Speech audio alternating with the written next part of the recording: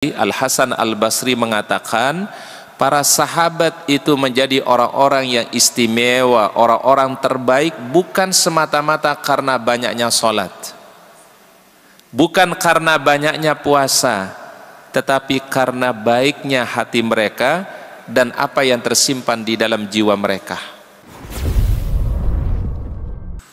Bismillahirrahmanirrahim. Assalamualaikum warahmatullahi wabarakatuh.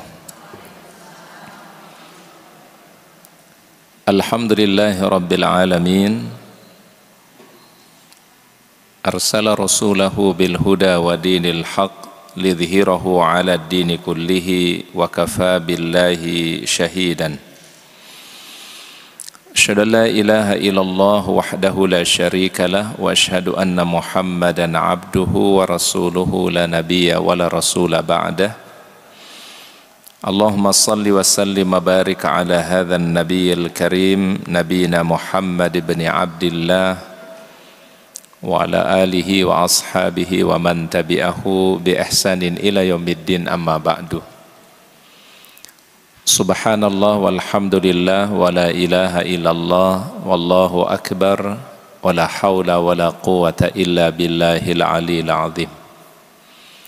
Allahumma anta rabbi la ilaha illa anta khalaqtani wa ana abduka wa ana ala ahdika wa wa'dika mastata'tu a'udzu bika min syarri ma sana'tu abu'u laka bi ni'matika alayya wa abu'u bi zambi faghfir li fa innahu la yaghfirudz dzunuba illa anta. Hadirin para ummahat, ibunda semua yang dirahmati dan dimuliakan oleh Allah Subhanahu wa taala. Gimana kabarnya ibu-ibu? Alhamdulillah. Mudah-mudahan sehat selalu, barokah insyaallah Bu ya. Udah lama tidak silaturahim ya, karena kemarin sempat membimbing haji, umroh ya. Dan baru sekarang bisa bersilaturahim kembali di majelis ta'lim Darussalam. Insyaallah kami doakan ibunda semua diberikan sehat, barokah, panjang umur, senantiasa diberikan kebahagiaan oleh Allah Subhanahu wa taala. Alhamdulillah, kita bersyukur kepada Allah Subhanahu wa taala di kesempatan hari ini kita dalam kondisi sehat walafiat. Kita diberikan berbagai macam kebahagiaan oleh Allah Subhanahu wa taala yang kalau kita hitung-hitung nikmat Allah, rasanya kita tidak mampu menghitung nikmatnya. Betul ibu-ibu ya? Allah taala tidak meminta menghitung nikmatnya, tetapi kita diminta untuk selalu mensyukuri nikmat Allah Subhanahu wa taala. La in syakartum la azidannakum. Kalau engkau mensyukuri nikmatku, firman Allah, ada satu janji yang Allah Ta'ala berikan, la azidannakum, pasti akan ditambah kebahagiaan oleh Allah. Jadi kalau hari ini ibunda diberikan kebahagiaan, maka ini tanda insya Allah ibunda bersyukur. Kalau kita diberikan kebaikan-kebaikan oleh Allah Ta'ala, kemudahan-kemudahan oleh Allah, itu bisa jadi karena kita selalu mensyukuri nikmat yang Allah Subhanahu wa taala berikan. Salawat dan salam mari kita sampaikan kepada uswah hasanah kita, teladan kita yang mulia, Nabi Muhammad sallallahu alaihi wasallam. Mudah-mudahan salawat dan salam kita untuk beliau kelak pada yaumul akhir kita semua mendapatkan syafaatul uzma. Allahumma salli wa sallim ala nabiyyina Muhammad. Hadirin yang dirahmati oleh Allah Ta'ala, hari ini kita akan mengkaji satu tema, amalan hati yang istimewa di sisi Allah Subhanahu wa Ta'ala. Para ulama mengatakan bahwasannya amalan itu bukan hanya amalan lisan, tidak hanya amalan fisik, tetapi ada amalan yang sifatnya tidak terlihat. Tidak dilihat oleh kita, tidak dilihat oleh mata kita, tetapi itu adalah amalan sangat rahasia di sisi Allah Subhanahu wa taala. Disebut dengan a'malul qulub, ya, amalan hati. Ada satu pepatah mengatakan dalamnya lautan itu bisa diukur Tapi dalamnya hati seseorang tidak bisa terukur. Betul, Bu? Betul, Bu? Kalau lautan bisa kita ukur. Berapa kedalaman dari lautan itu bisa diukur. Tetapi hati seseorang tidak ada yang tahu kecuali hanya Allah Subhanahu wa ta'ala. Dan ternyata amalan hati itu bisa lebih besar nilai kebaikannya, keistimewaannya dibandingkan amalan yang lain. Dibandingkan dengan amalan sholat, dibandingkan amalan puasa, bisa jadi amalan hati lebih besar pahalanya dibandingkan amalan fisik. Buktinya kita sholat itu pun juga dimulai dari mana, Bu? Pasti dimulai dari hati. Ya, Bu, ya? Kita keluarkan zakat itu pun juga pasti mulai dari mana? Dari hati. Berpuasa Ramadan itu dimulai dari hati. Berhaji dan berumrah pun juga dimulai dari hati. Maka baiknya hati, mulianya hati itu memiliki peran yang besar di dalam kita ibadah kepada Allah Subhanahu wa ta'ala. Ada satu kisah di masa Rasulullah Sallallahu Alaihi Wasallam. Ya, jadi ada kisah di masa Nabi SAW pernah terjadi peperangan yang sengit antara kaum muslimin dengan orang-orang kafir pada masa itu. Dalam kondisi peperangan yang berkecamuk itu, ada seorang musuh ketika akan ditebas lehernya, dia ucapkan asyhadu alla ilaha illallah wa asyhadu anna muhammadar rasulullah. Mau diapain tadi, Bu? Mau ditebas. Dia ucapkan kalimat asyhadu alla ilaha illallah wa asyhadu anna muhammadar rasulullah. Anggapan sahabat tadi, jangan-jangan ini orang mengucapkan kalimat syahadatain itu supaya selamat daripada ditebas lehernya. Maka kemudian dia bunuh musuh itu, dan sampailah cerita ini kepada baginda Nabi Sallallahu Alaihi Wasallam. Kira-kira Rasul kalau mendengar ada peristiwa seperti tadi, ada orang yang mengucapkan asyhadu alla ilaha illallah wa asyhadu anna muhammadar rasulullah, kemudian ia dibunuh, kira-kira Rasul setuju nggak, ibu-ibu? Tidak. Ya, Rasul tidak setuju. Ketika berita ini sampai kepada baginda Rasul, apa kata beliau? Aku diutus oleh Allah tidak untuk mengetahui apa yang tersimpan di dalam hati seseorang. Orang kalau sudah ngucapin dua kalimat syahadat, secara hukum zahirnya apa, Bu? Muslim. Secara hukum zahirnya dia telah beriman kepada Allah, walaupun kita tidak tahu hatinya untuk apa, walaupun kita tidak tahu dia mengucapkan itu motivasinya apa, nggak ada yang tahu, Bu, kecuali hanya Allah Subhanahu wa ta'ala. Ini yang disebut dengan amalan-amalan hati, Bu. Jadi amalan hati itu sesuatu yang tidak terlihat oleh mata kita, tidak diketahui oleh manusia, itu hanya otoritas Allah Subhanahu wa ta'ala. Ada satu ungkapan dari seorang sahabat atau dari seorang ulama bernama Al-Hasan Al-Basri rahimahullahu ta'ala. Ya. Bisa ditulis kalimatnya, Ibunda. Al-Hasan Al-Basri mengatakan, para sahabat Rasulullah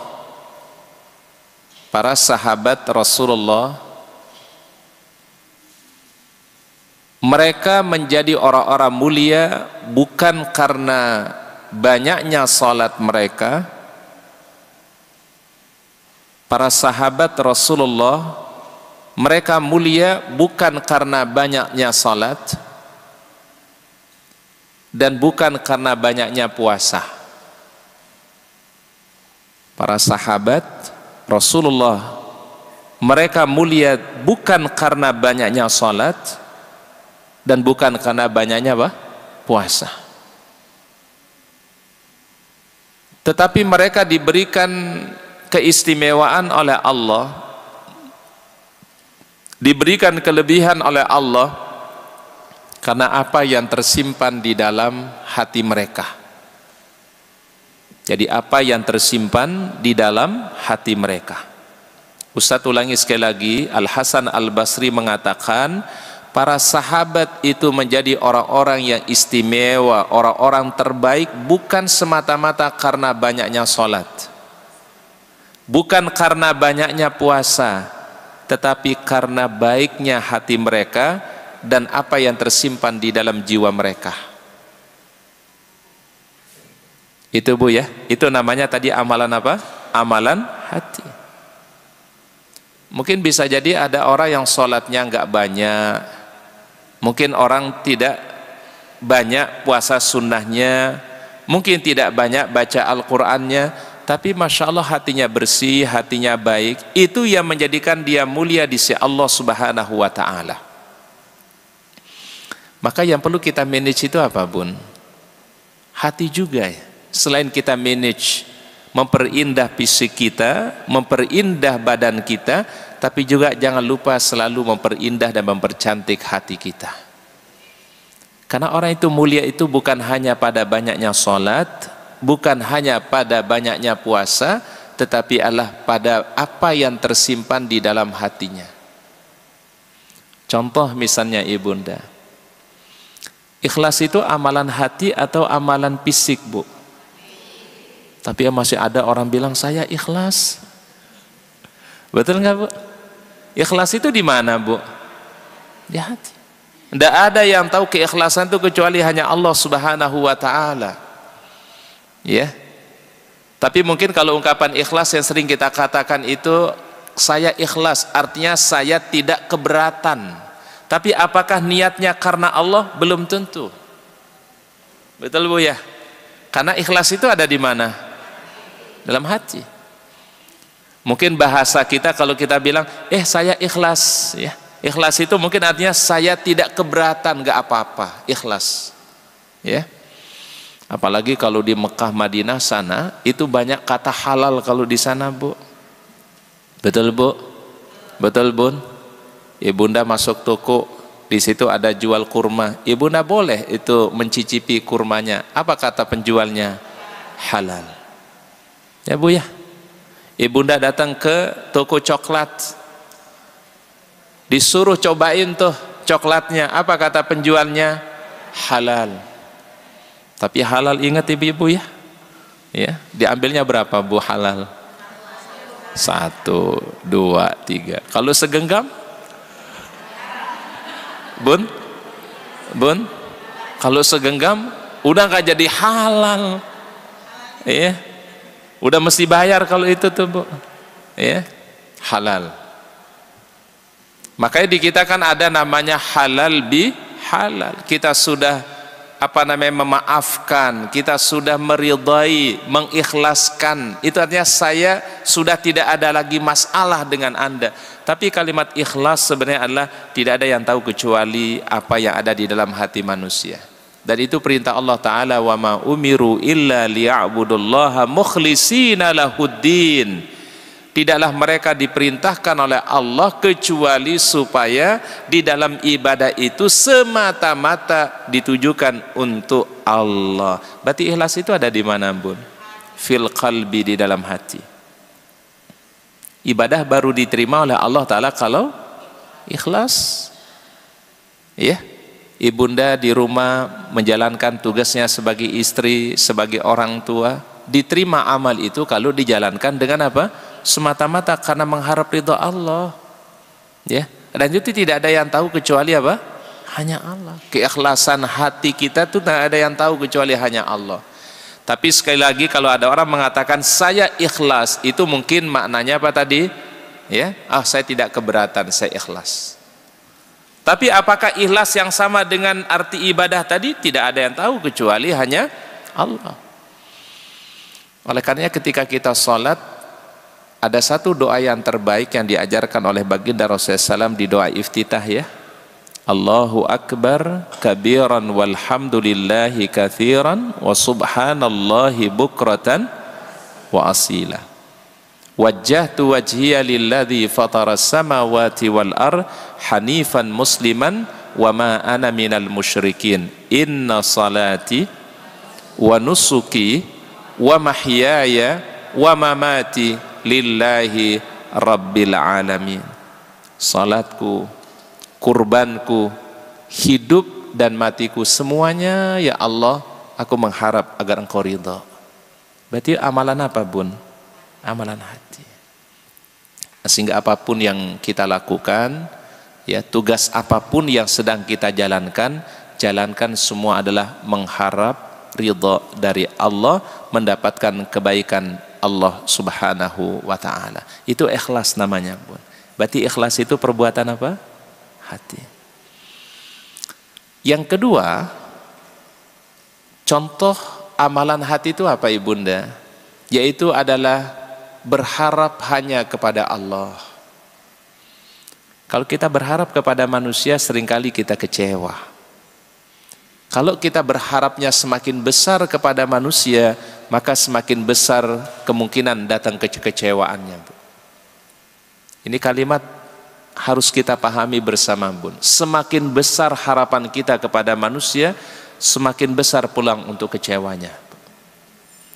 Tapi semakin besar harapan kita kepada Allah, berharapnya hanya untuk Allah, kepada Allah Ta'ala, maka semakin kecil kemungkinan untuk kesedihannya, Bu. Ya, betul nggak, Bu?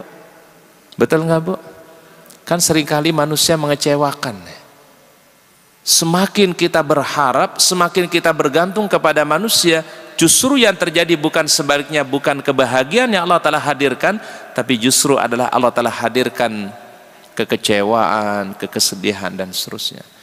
Tapi semakin besar bergantungnya kepada Allah, maka semakin kecil dan semakin minim kita akan mengalami kekecewaan dan kesedihan, karena berharapnya kepada Allah, bukan kepada manusia. Ini harus kita belajar menata hati itu, Bunda, bagaimana selalu berharapnya kepada Allah. Ya Allah, mudahkan urusan kami. Ya Allah, lancarkan apa yang menjadi hajat. Selalu berharapnya, mintanya kepada Allah. Ibunda, ada satu proyek. Kita sudah ketemu sama orang yang punya proyek ini. Sudah diteken, Bu. Sudah ada kontrak perjanjian. Nilai proyeknya sekian. Kan sudah bisa terhitung tuh, Bu, ya, berapa modalnya, berapa apa keuntungannya. Tapi jangan sekali-kali berharap kepada proyek yang dibuat oleh manusia itu. Kalau kita besar harapannya pada itu, apalagi kita gantungkan kepada manusia, maka bisa jadi proyek itu menjadi gagal, ya, Bu, ya. Tapi ketika kita punya rencana, ketika kita proyek, jangan lupa minta, ya Allah, kasih kemudahan. Ya Allah, kasih kelancaran. Ya Allah, berikanlah keridhaan pada apa yang kami sedang niatkan ini. Kalau ini bergantungnya kepada Allah, ini tidak akan pernah mengalami kekecewaan dan kesedihan dalam hidup. Tapi kalau bergantungnya sama manusia begitu besar, yang terjadi apa? Kekecewaan. Ya. Karena tidak semua yang kita harapkan itu kita dapatkan. Tidak semua apa yang kita inginkan kita diberikan sama Allah, ya. Oleh karenanya adalah mengharapnya pun juga adalah tidak lain adalah berharapnya kepada Allah. Hatta Muhammad kepada pasangan kita, kita tidak boleh berharap melebihi daripada yang semestinya. Karena kenapa? Ia berharap kepada manusia mungkin bisa saja mengalami kegagalan. Berharap kepada manusia bisa saja mengalami yang namanya kesedihan. Tapi kalau berharap kepada Allah, Allah telah jaga kita daripada kekecewaan. Makanya mencintai itu juga dasarnya karena Allah, Bun. Ya, mencintai pasangan kita, mencintai anak-anak kita, mencintai keluarga kita, ya Allah, semata-mata mengharap ridhomu, ya Allah. Kalau kita berharap kepada pasangan, berharap kepada anak-anak, apalagi harapannya begitu besar, apa yang terjadi, Bunda? Bisa sih orang kecewa. Baik, mohon dibuka Al-Quran dulu, Ibunda. Surahnya adalah surat Al-Kahfi. Surat Al-Kahfi, Bun, pada ayat yang ke-110, ya. Ini tentang apa tadi? Berharap, ya. Kalau yang tadi amalan hati pertama apa? Ikhlas. Yang kedua apa? Berharap, ya. Baik, silakan Bunda, boleh dibaca terjemahannya, Bu. Bu Sakinah nih ya, Bu ya. Kalau dengar Sakinah itu Ustadz ingatnya itu kalau orang pengantin itu, Bu. Ya. Mudah-mudahan rumah tangganya sakinah, mawaddah, warahmah, Masya Allah. Ini kalau bersama Bu Sakinah ini selalu akan menjadi tenang kita, Bu. Amin. Ya, karena sakinah itu apa ya? Tenang ya. Baik, silakan Bunda Sakinah. A'udzubillahi minasyaitonirrajim. Katakanlah Muhammad, sesungguhnya aku ini hanya seorang manusia seperti kamu yang telah menerima wahyu bahwa sesungguhnya Tuhan kamu adalah Tuhan yang Maha Esa. Maka barang siapa mengharap pertemuan dengan Tuhannya, maka hendaklah ia mengerjakan kebaikan dan janganlah ia mempersekutukan dengan sesuatu pun dalam beribadah kepada Tuhannya. Allahumma arhamna bil Qur'an. Baik, mohon diperhatikan ayatnya, Bun. Allah Subhanahu wa taala firmankan tadi pada surah apa? Surah Al-Kahfi pada ayat yang keberapa? 110. Allah taala firmankan. Ini kan surah sering dibaca sama ibu-ibu di hari Jumat, ya, pada malam Jumat ya, Bun ya. Qul innama ana basyarun mithlukum yuha ilayya annama ilahukum ilahun wahid. Katakanlah bahwasannya aku adalah manusia biasa seperti kalian yang telah diberikan wahyu oleh Allah Ta'ala. Berarti ayat ini menceritakan tentang siapa, Bunda? Baginda Nabi Muhammad sallallahu alaihi wasallam. Qul innama ana basyarun mithlukum yuha ilayya annama ilahukum ilahun wahid. Ilah yang disembah itu hanya satu, tidak ada sekutu bagi Allah. Ilahun wahid. Makanya ibunda zikir terbaiknya adalah la ilaha illallah wahdahu la syarikalah lahul mulku wa lahul hamdu wa huwa ala kulli syai'in qadir. Ilahun wahid. Tidak ada sekutu bagi Allah. Faman kana yarju liqa'a rabbih, maka barang siapa yang berharap. Berarti berharap itu amalan apa, Bun? Hati apa amalan fisik? Hati.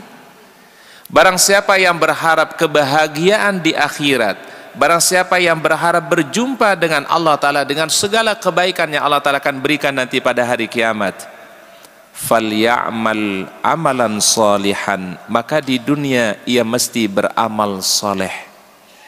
Berarti berharap untuk berjumpa dengan Allah itu caranya adalah di dunia beramal soleh, baik ibadah yang wajib ataupun ibadah yang sunnah, baik ibadah yang hablum minallah ataupun ibadah hablum minas. Falyamal amalan solihan. Berarti ibunda ketika kita duduk di majelis ilmu ini, kita berharap mudah-mudahan inilah sebab nanti kita berjumpa dengan Allah. Dengan sebab inilah kita nanti berjumpa dengan Rasulullah sallallahu alaihi wasallam. Ya, faman kana yarju liqa'a rabbih, siapa yang berharap. Ibunda, namanya orang berharap itu pasti berusaha, Bu.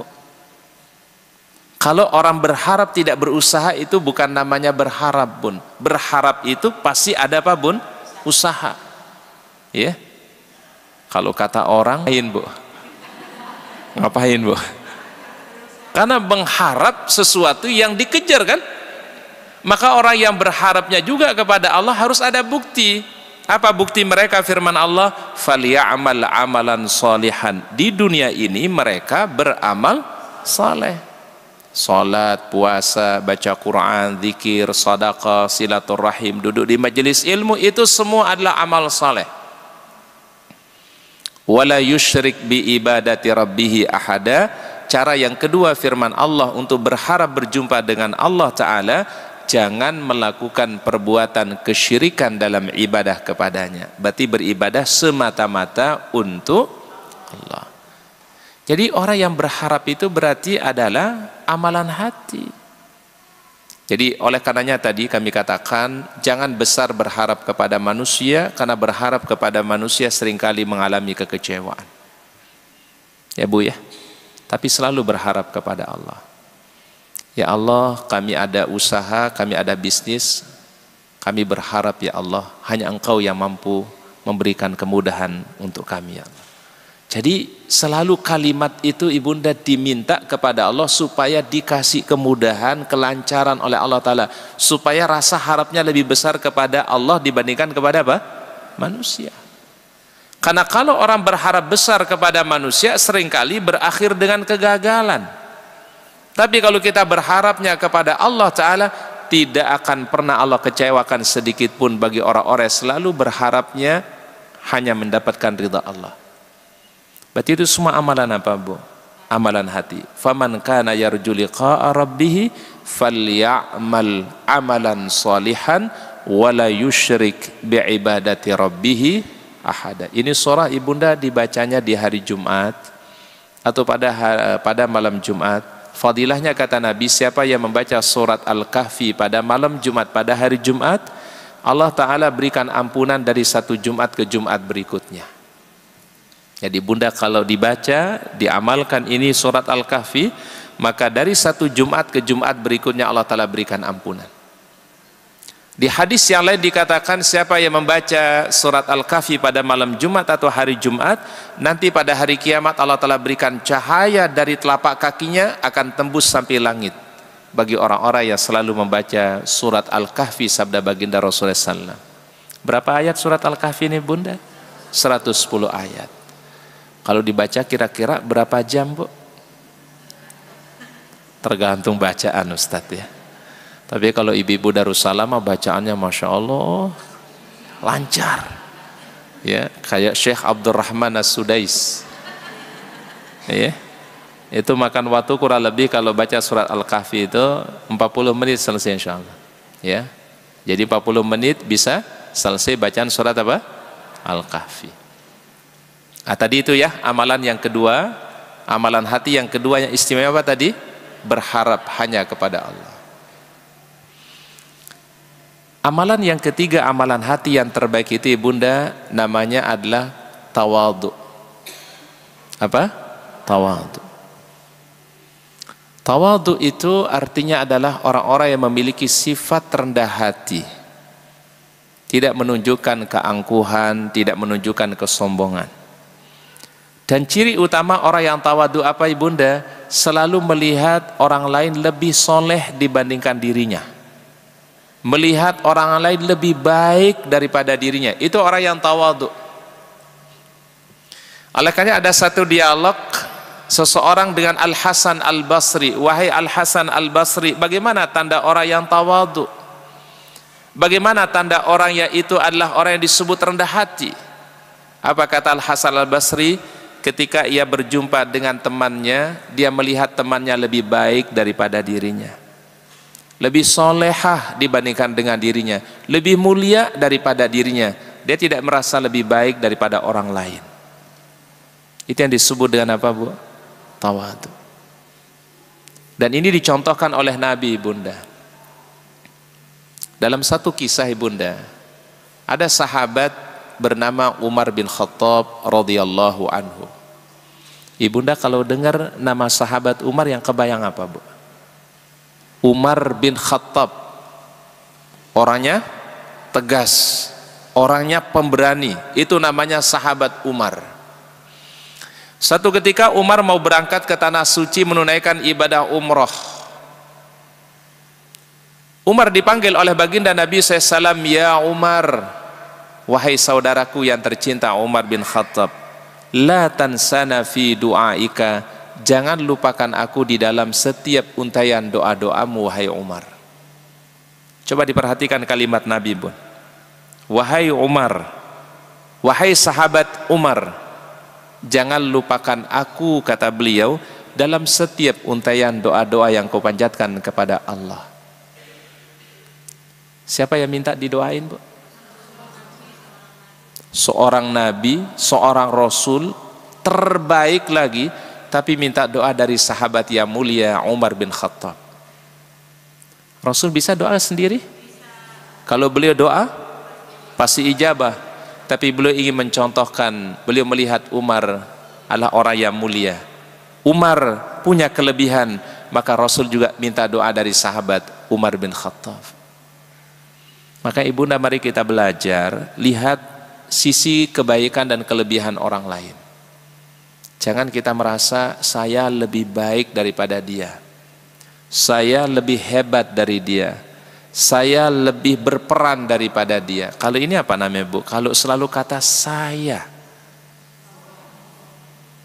ya, tapi belajar untuk merubahnya. Dia lebih baik daripada saya, dia lebih solehah daripada saya, akhlaknya dia lebih baik dibandingkan dengan akhlak saya. Itu namanya tawadhu. Makanya kata Al-Hasan Al-Basri, orang yang tawadhu itu adalah orang yang melihat sisi kelebihan pada orang lain, ya, dan ia lihat orang lain lebih baik dibandingkan dengan dirinya. Sehingga nanti Bunda kalau tawadhu itu muncul, Bunda, kita lihat orang itu dengan kebaikan, Bu. Lihat saudara kita, ya Allah, mulia gitu, Bu. Ya, nggak ada rasa dengki, nggak ada rasa hasad. Karena kenapa? Karena kita lihat saudara kita dengan penuh kebaikan, Bu. Apalagi doanya orang beriman itu, kata Nabi, kan doa yang langsung diijabah sama Allah. Ya, doa seorang muslim kepada muslim yang lain yang tanpa sepengetahuannya, doa yang sangat diijabah oleh Allah Subhanahu wa taala. Makanya ibunda kalau ingin memperkuat persahabatan, pertemanan, perkuat dengan apa? Saling mendoakan. Ya Bu ya. Ibunda punya teman dekat, punya sahabat dekat, doakan dia. Ibunda tahajud, doakan dia. Ibunda sholat duha, doakan sahabatnya. Ini yang akan menjaga tuh apa namanya tadi, hubungan baik antara sahabat. Dan termasuk ibunda kalau ingin menguatkan hubungan kita dengan pasangan kita, hubungan kita dengan anak-anak kita, kuatkan dengan bermohon, berdoa kepada Allah. Ya Bu ya. Jangan pernah kita remehkan yang namanya doa. Karena kenapa? Doa ini Masya Allah mungkin menurut kita adalah sederhana, tetapi doa itu adalah silahul mu'min. Apa silahul mu'min, Bun? Modal besarnya orang beriman, senjata utamanya orang beriman itu doa. Gak ada yang bisa mengalahkan doa.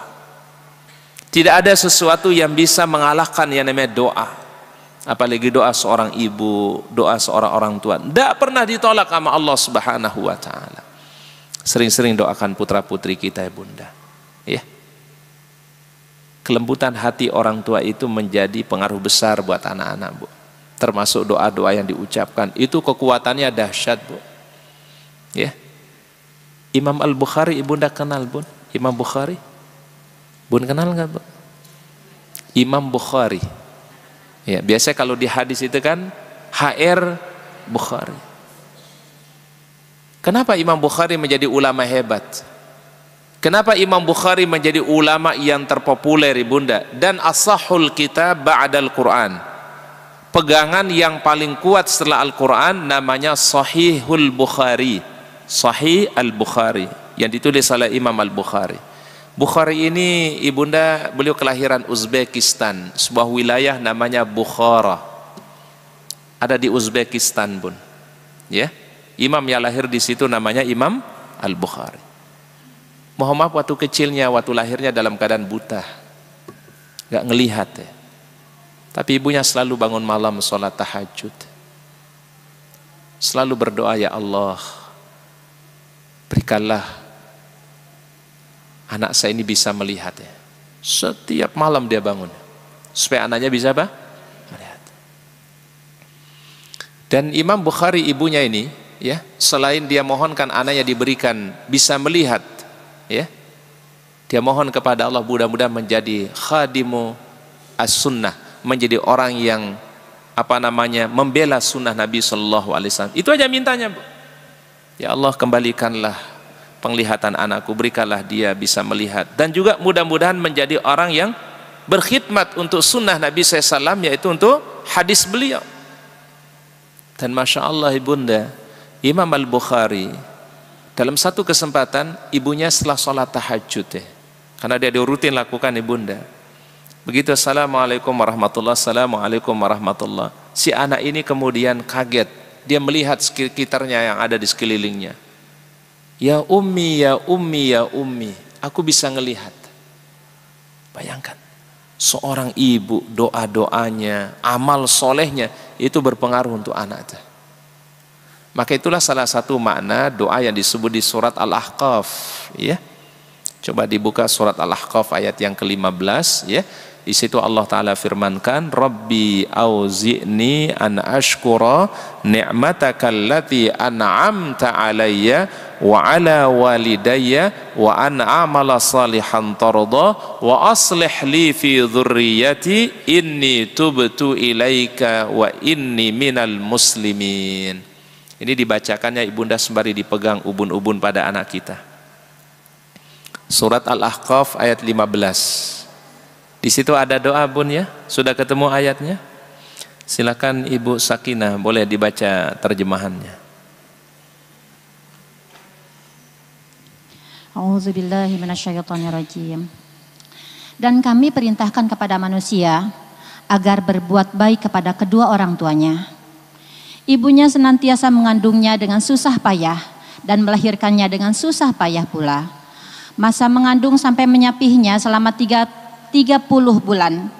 Sehingga apabila dia, anak itu telah dewasa dan umurnya mencapai 40 tahun, dia berdoa, "Ya Tuhanku, berilah aku petunjuk agar aku dapat mensyukuri nikmat-Mu yang telah Engkau limpahkan kepadaku dan kepada kedua orang tuaku, dan agar aku dapat berbuat kebaikan yang Engkau ridhoi, dan berilah aku kebaikan yang akan mengalir sampai kepada anak cucuku.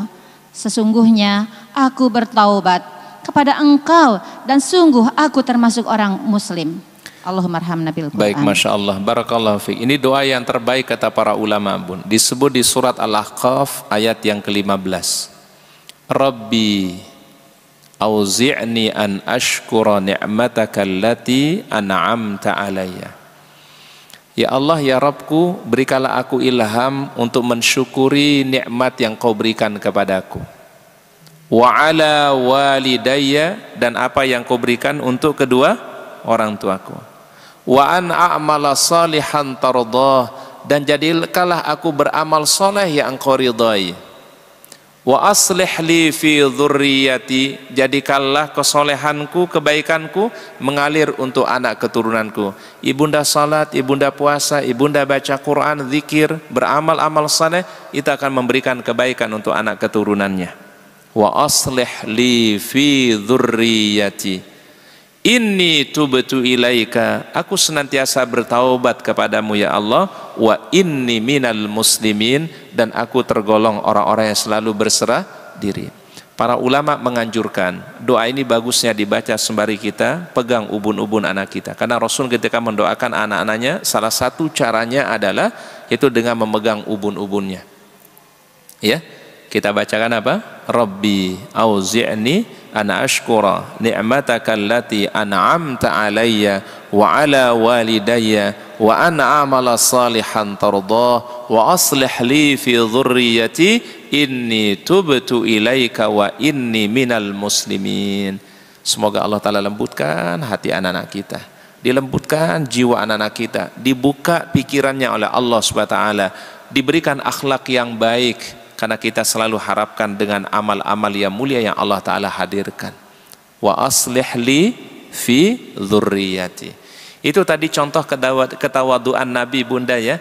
Nabi SAW itu tadi beliau minta doa dari siapa? Dari Umar bin Khattab radhiyallahu an.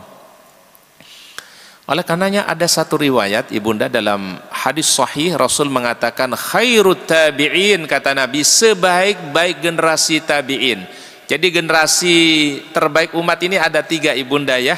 Pertama namanya generasi sahabat. Ya, generasi apa namanya? Sahabat. Setelah generasi sahabat namanya generasi at-tabi'in. Apa namanya generasi yang kedua? At-tabi'in. Generasi yang ketiga namanya tabi'ut tabi'in. Jadi ada 3 generasi yang terbaik. Pertama as-sahabah, ya generasi sahabat. Yang kedua generasi at-tabi'in, dan yang ketiga adalah generasi tabi'ut tabi'in. Apa kata beliau? Khairut tabi'in. Apa khairu itu artinya bun? Khair itu apa artinya? Sebaik-baik. Berarti kalau khairun nisa apa artinya? Khairun nisa, sebaik-baik wanita. Banyak majelis taklim namanya Khairun Nisa.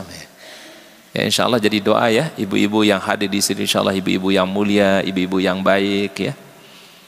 Khairut tabi'in, kata Nabi, sebaik-baik tabi'in adalah, kata beliau, Uwaisul Qarni, Uwais Al-Qarni. Siapa dia ibunda? Seorang tabi'in yang dia sebenarnya hidup di zaman Nabi tapi belum pernah berjumpa sama Nabi, Bu. Dia begitu memuliakan orang tuanya, begitu bakti kepada ibunya, sampai-sampai sebelum wafatnya Rasul, apa kata beliau? Siapa saja nanti berjumpa dengan Uwais Al-Qarni, tolong minta doa dari sahabat tersebut atau dari tabi'in tersebut. Namanya Uwais Al-Qarni. Sebenarnya hidup di zaman Nabi, cuma para ulama mengkategorikan beliau minat tabi'in, dikategorikan sebagai tabi'in. Makanya sebelum wafatnya Rasul, apa kata beliau? Siapa saja nanti yang bertemu dengan dia, minta doa. Dia tadi termasuk apa? Tabi'in.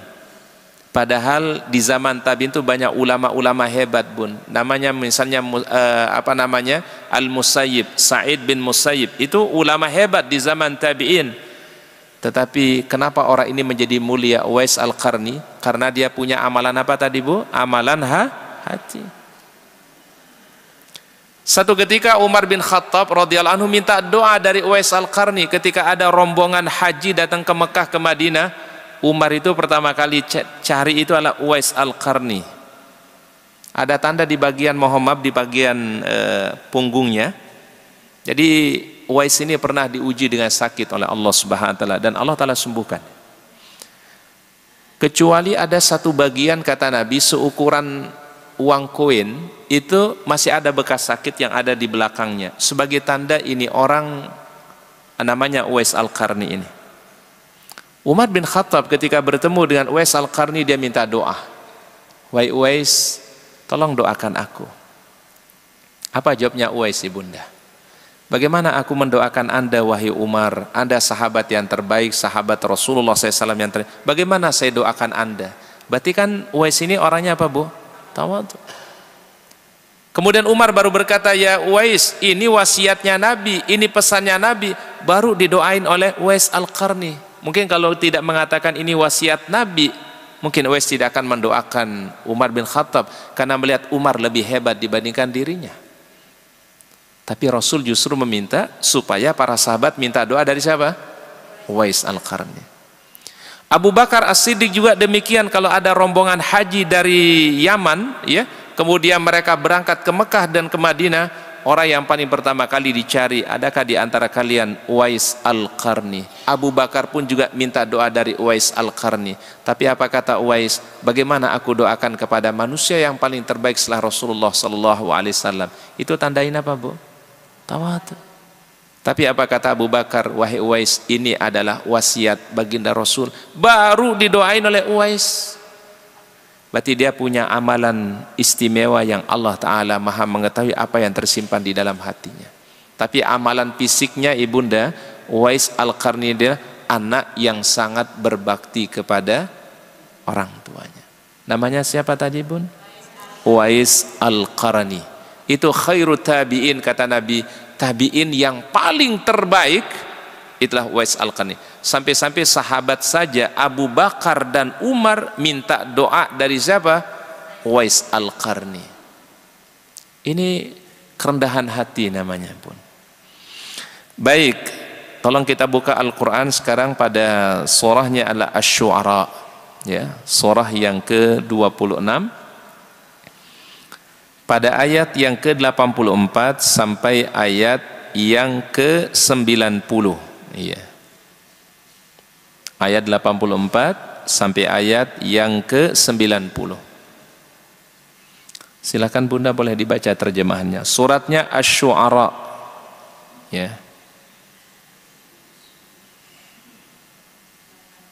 Baik, silakan Bunda. A'udzubillahi minasyaitonirrajim. Dan jadikanlah aku buah tutur yang baik bagi orang-orang yang datang kemudian. Dan jadikanlah aku termasuk orang yang mewarisi surga yang penuh kenikmatan. Dan ampunilah ayahku Sesungguhnya dia termasuk orang yang sesat. Dan janganlah engkau hinakan aku pada hari mereka dibangkitkan, yaitu pada hari ketika harta dan anak-anak tidak berguna, kecuali orang-orang yang menghadap Allah dengan hati yang bersih. Dan surga didekatkan kepada orang-orang yang bertakwa. Baik, Masya Allah, jazakillah khairan. Ini ibunda, kata para ulama tafsir mengatakan ini dalil menjadi bukti bahwasannya amalan hati itu sangat istimewa. Disebut dengan qalbun salim, hati yang selamat, hati yang bersih, hati yang mulia. Ketika nanti manusia datang menuju Allah Ta'ala, menghadap kepada Allah, harta tidak lagi bermanfaat, bun. Anak tidak akan lagi bermanfaat pada hari kiamat, illa kecuali firman Allah, man ata biqalbin salim, yang datang kepada Allah, menghadap kepada Allah dengan hati yang selamat, dengan hati yang penuh dengan kebaikan, dengan hati yang penuh dengan kemuliaan, qalbun salim. Ayat ini sebenarnya mengisahkan tentang seorang nabi. Kalau kita baca ayatnya tadi, bunda, beberapa ayat tadi, ini mengisahkan tentang seorang nabi. Kira-kira nabi siapa, bun? Bun? Nabi siapa? Ibrahim alaihissalam. Ya. Baik, ini kan kalimat yang diucapkan oleh Nabi Allah yang mulia Ibrahim alaihissalam, yang sampai nama beliau kita ucapkan dalam setiap kita berselawat, terutama di tahiyat akhir kita. Apa permohonannya Nabi Ibrahim? Waj'alli lisana sidqin fil akhirin. Ya Allah, jadikanlah aku sebagai tutur kata yang selalu dikenang kebaikannya pada masa-masa berikutnya. Berarti ibunda, kita harus memiliki legasi yang terbaik setelah kita meninggal dunia. Apa yang kita sisakan, apa yang kita tinggalkan dalam hidup ini setelah nanti kita meninggal dunia. Ada orang yang meninggal dunia, bunda, dikenang kebaikannya, Masya Allah, ibu si A orangnya baik banget, disebut kebaikannya. Oh, dia dulu ada kebaikannya di sini, ada kebaikannya di sini, ada dikenang oleh orang lain, bu. Dan ini permintaannya Nabi Ibrahim alaihissalam, ya Allah, jadikanlah aku menjadi sesuatu yang terus dikenang kebaikan-kebaikannya setelah aku meninggal dunia nanti. Makanya pantas Nabi Ibrahim, setiap orang beriman pasti menyebut nama beliau, bu. Apalagi pada tanggal 10 Dzulhijjah. Betul, bu? Ada peristiwa apa di situ, bun? Ada perintah untuk berkurban. Siapa yang punya sejarah itu pertama kali? Nabi Ibrahim alaihissalam. Ibunda, kalau datang ke Mekah di Baitullah, di dekat Ka'bah, ada tempat pijakannya Nabi Ibrahim. Ada 2 telapak kaki beliau ada di situ, namanya Maqam Ibrahim. Bahkan ada jejak sejarahnya Nabi Ibrahim yang ada di Mekah ketika orang melempar jamarat al-ula, al-wusta dan aqabah. Ketika beliau diganggu, dibisikkan oleh syaitan untuk tidak menyembelih putranya untuk berkurban, diganggu oleh syaitan. Makanya ada lempar jumrah ula, ada wusta, dan ada aqabah. Bahkan ada jejak keluarga Nabi Ibrahim namanya Hijr Ismail. Ya, bu, ya. Jadi bunda, kata para ulama, kalau ke Mekah Madinah ada 3 tempat yang upayakan jangan pernah dilewatkan. 3 tempat ini paling istimewa kata para ulama. Pertama adalah Raudhah. Ya. Apa, bu? Raudhah. Jangan pernah dilewatkan Raudhah. Yang kedua adalah Multazam. Multazam namanya, bun. Itu Multazam itu antara Hajar Aswad dan pintu Ka'bah, disebut dengan Multazam. Doa-doa di situ sangat mustajabah. Ketiga, tempat yang istimewa Hijr Ismail. Yang salat di Hijr Ismail sama artinya dia salat di dalam Ka'bah Baitullah. 3 tempat yang tidak boleh dilewatkan ketika orang berada di tanah suci: Raudhah, Multazam, dan Hijr Ismail. Ya, bu, ya. Baik, maka kemudian Nabi Ibrahim alaihissalam, walaupun beliau sudah lama meninggal dunia, tetapi namanya selalu dikenang, kebaikannya selalu dikenang. Jangan sampai ada orang meninggal dunia, orang merasa istirahat daripada kejahatannya. Ada orang yang ketika meninggal dunia, orang merasa tenang karena dia udah nggak ada. Ada nggak kayak gitu, Mbak? Ada. Ada orang waktu hidupnya ngerusak lingkungan, membuat kekacauan di masyarakat. Begitu dia meninggal dunia, orang nggak bersedih. Alhamdulillah udah kagak ada. Ya, betul nggak, Bu? Yang diminta Nabi Ibrahim, mudah-mudahan kalau meninggal dunia nanti yang dikenang kebaikan-kebaikannya, amal-amal saleh yang dia tinggalkan. Inna nahnu nuhyil mauta wa naktubu ma qaddamu wa atharahum. Harus kita meninggalkan legasi yang terbaik setelah kita meninggal dunia, Ibu. Makanya ada namanya amal jariyah. Ya. Ada pembangunan masjid, kita ikut sedekah di situ. Mudah-mudahan menjadi amal jariyah terus mengalir. Ada wakaf sumur, kita ikut di situ, menjadi pahala yang terus mengalir. Kita wakafkan Al-Quran di lembaga, mungkin di lembaga atau di rumah tahfiz. Selama itu dipakai akan menjadi amal jariyah kita setelah meninggal dunia. Karena ini yang diminta oleh Nabi Ibrahim. Ya Allah, jadikanlah aku disebutkan kebaikan-kebaikanku setelah meninggal dunia. Kemudian apa kata Ibrahim alaihissalam? Waj'alni min warathati jannatin na'im. Ya Allah, jadikanlah aku menjadi pewaris daripada surga yang mulia itu. Berarti Nabi Ibrahim rindu untuk mendapatkan al-jannahnya Allah. Waj'alni min warathati jannatin na'im. Nabi Ibrahim meminta untuk dimasukkan di dalam apa? Surganya Allah. Berarti orang beramal saleh untuk mendapatkan surga boleh enggak? Boleh. Dan itu memang diperintahkan sama Allah, Bu. Jadi Muhammad salah kalau orang berpikir, Ustadz kalau kita beramal soleh nggak boleh meminta surga. Ibu-ibu sebenarnya sering minta surga, tapi mungkin tidak sadar aja. Doa sapu jagat tuh minta surga lah ibu-ibu. Ibunda kalau berdoa pasti ditutup doa sapu jagat kan? Apa doanya, Bun? Rabbana atina fid dunya hasanah wa fil akhirati hasanah wa qina. Itu minta surga itu, Bunda. Allahumma inni as'aluka ridhaka wal jannah wa a'udzubika min sakhatika wan nar. Itu minta surga. Jadi orang yang beramal saleh mengharapkan ridha Allah, mengharapkan nikmat surga, itu suatu yang tidak dicela sama Allah, bahkan diperintahkan oleh Allah. Seperti Nabi Allah Ibrahim meminta apa? Waj'alni min warathati jannatin na'im. Waghfir li abi innahu kana minadh-dhalin. Ampunilah ayahku, innahu kana minadh-dhalin, karena dia adalah tergolong orang-orang yang sesat. Tapi ini permohonan ini kata para ahli tafsir beliau ucapkan sebelum ada teguran dari Allah. Tapi begitu ditegur sama Allah, Nabi Ibrahim tidak minta lagi ampunan untuk orang tuanya. Ya, Bu ya. Apalagi orang tuanya meninggal dunia dalam keadaan tidak beriman. Makanya ibunda, kalau orang yang tidak beriman boleh didoakan kalau masih hidup. Ya Allah, mudah-mudahan dikasih hidayah, dibukakan hatinya untuk mendapatkan keimanan. Boleh nggak didoain?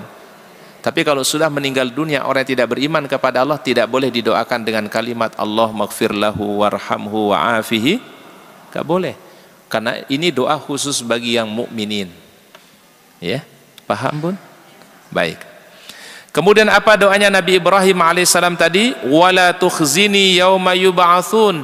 Jangan hinakan aku ya Allah nanti pada hari engkau bangkitkan.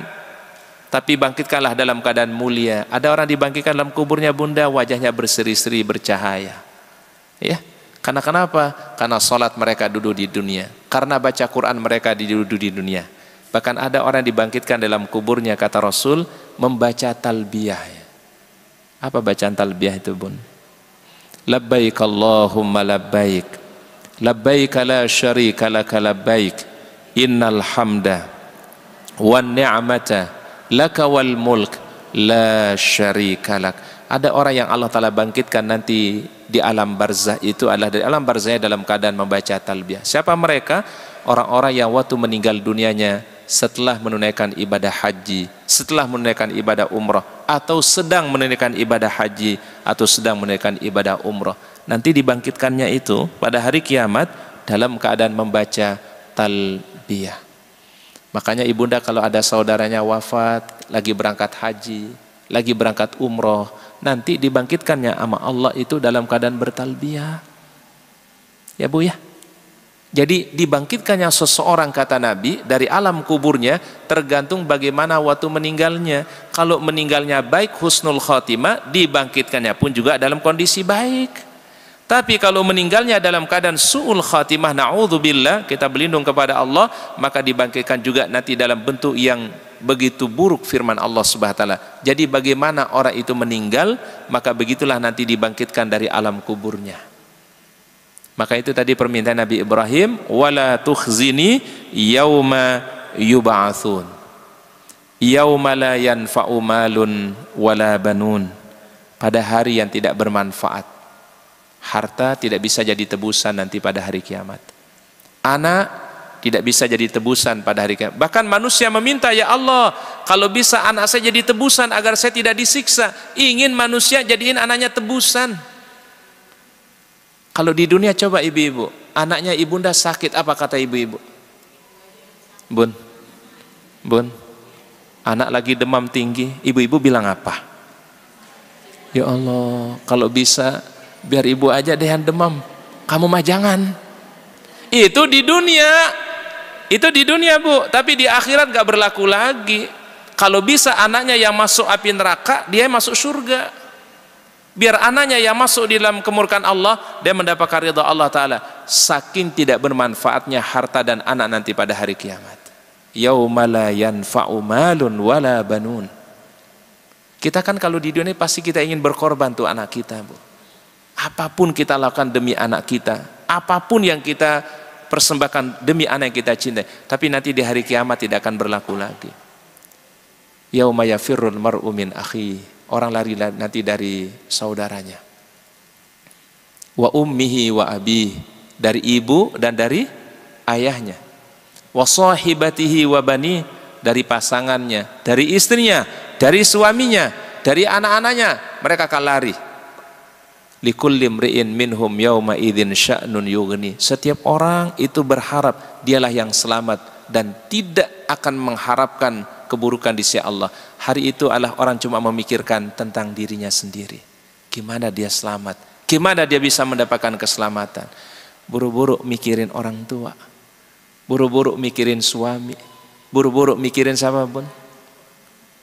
Likulli imri'in minhum yauma idzin sya'nun yughni. Itu firman Allah. Makanya kan ada dialog Aisyah dengan baginda Rasul. Mungkin pernah dengar dialog ini bunda ya. Ya Rasul, apakah nanti seorang laki-laki akan memperhatikan aurat lain jenisnya, atau sebaliknya perempuan akan melihat aurat laki-laki?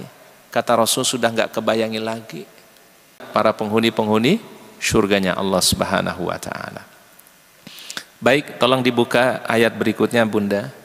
Masih tentang amalan hati bunda. Ya tadi ketawaduan ya, kerendahan hati, tawadhu. Yaitu pada surah Al-Hasyr surat 59 pada ayat yang ke-10 ya. Silakan ibunda. Ya. Surat 59 ayat yang ke-10 ya. Suratnya namanya apa bun? Al-Hasyr.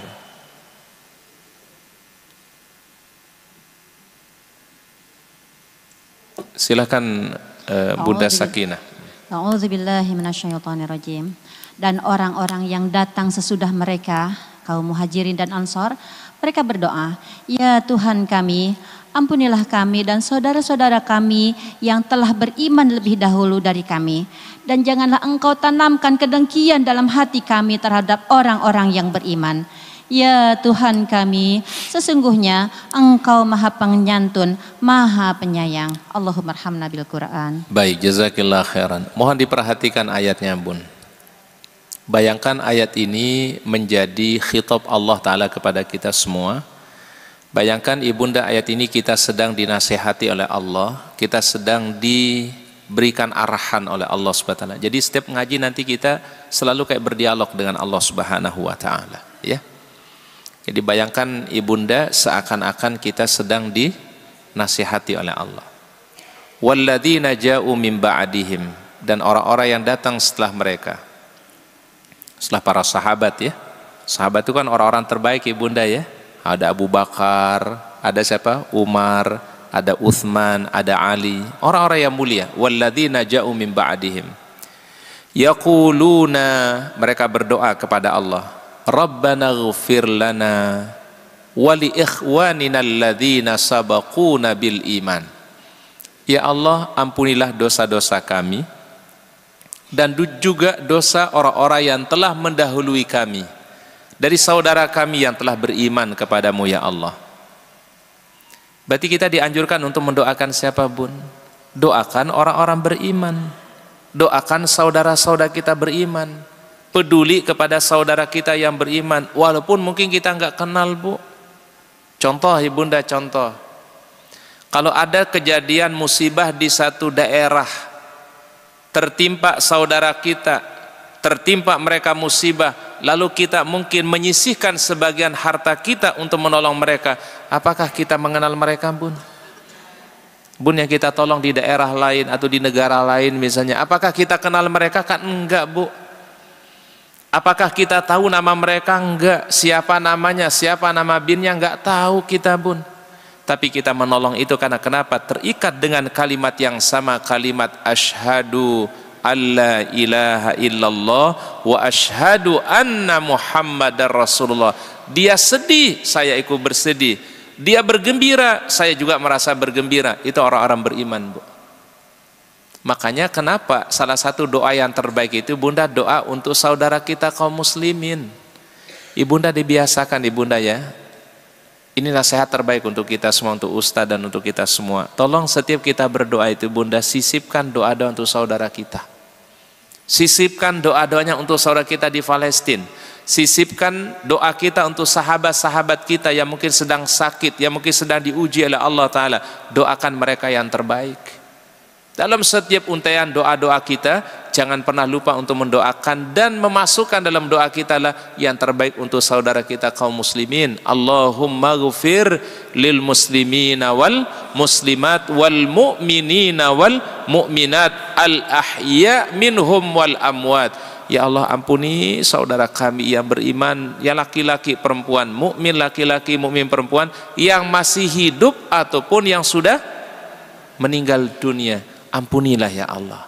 Padahal kita nggak kenal namanya, kita nggak pernah jumpa dengannya, tapi untaian doa itulah doa yang paling terbaik. Maka kan ada malaikat yang dikirim sama Allah. Apa kata malaikat itu kira-kira bunda? Amin. Apa bun? Amin. Walaka bimithli, engkau mendapatkan seperti apa yang Anda doakan untuk sahabat-sahabat Anda, apa yang Anda doakan, Anda mendapatkan seperti apa yang Anda doakan untuk saudara-saudara Anda. Kita doain orang lain, ya Allah, berikanlah dia kemudahan dalam segala urusannya. Sahabat saya si fulan misalnya, itu sebenarnya kembali doa itu untuk siapa? Di kita sendiri. Jadi seakan-akan kita berdoa untuk sahabat kita, tapi juga kembali untuk yang berdoa.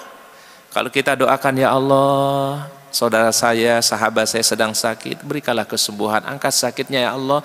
Allah Ta'ala manfaatkan itu doa untuk yang kita doakan, dan itu juga kembali kepada yang berdoa. Bisa jadi ibunda Allah Ta'ala jaga kesehatan ibunda hari ini karena memang sering mendoakan orang lain. Jadi kita berbuat untuk orang lain, tetapi manfaatnya buat siapa? Dia sendiri. Kan orang berdoa untuk kaum muslim itu kan seakan-akan berdoa untuk orang lain bu.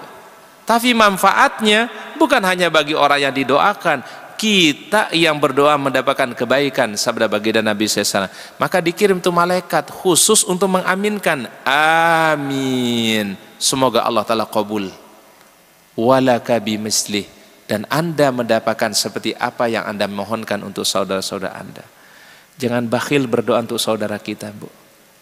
Ya, kita kan terkadang doanya banyak ya bu, tapi banyak untuk diri sendiri, ya. Tapi coba kita biasakan ibunda, dalam doa-doa kita sisipkan doa itu untuk saudara-saudara kita. Itu mana doa tadi ya? Rabbana ghfir lana wa li ikhwanina alladzina sabaquna bil iman wa la taj'al fi qulubina ghillan lil ladzina amanu. Ya Allah, jangan engkau biarkan dalam hati kami ini kedengkian untuk saudara kami. Hasad, dengki, permusuhan, jauhkan ya Allah. Karena kenapa? Kita ingin kembali kepada Allah Ta'ala dengan hati yang baik. ingin datang kepada Allah dengan hati yang tadi biqalbin salim, hati yang selamat daripada kedengkian, daripada permusuhan. Kan enak kita Bunda kalau hati kita baik, kita lihat orang dengan penuh kebaikan, ya. Tidak tersimpan apa Bun? Hasad. Hasad itu apa Bun? Iri hati, dengki, na'udzubillah. Karena orang itu kalau dengki dan iri hati itu justru jadi problem untuk dirinya, ya. Maka kita minta kepada Allah, wala taj'al fi qulubina ghillan lil ladzina amanu rabbana innaka raufur rahim. Ya Allah, ampuni kami, Engkau yang Maha Pengampun dan Maha Kasih Sayang. Ini nasihat terbaik dari Allah Ta'ala untuk kita semua Bunda. Ketika hati itu bersih, ketika amalan hati itu kita jaga, itu bisa jadi lebih istimewa dibandingkan amalan-amalan fisik.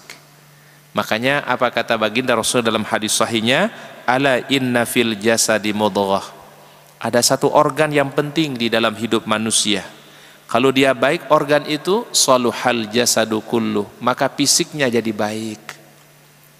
Ini kalau jaga nih organ ini kata Nabi, maka fisiknya yang lain jadi baik.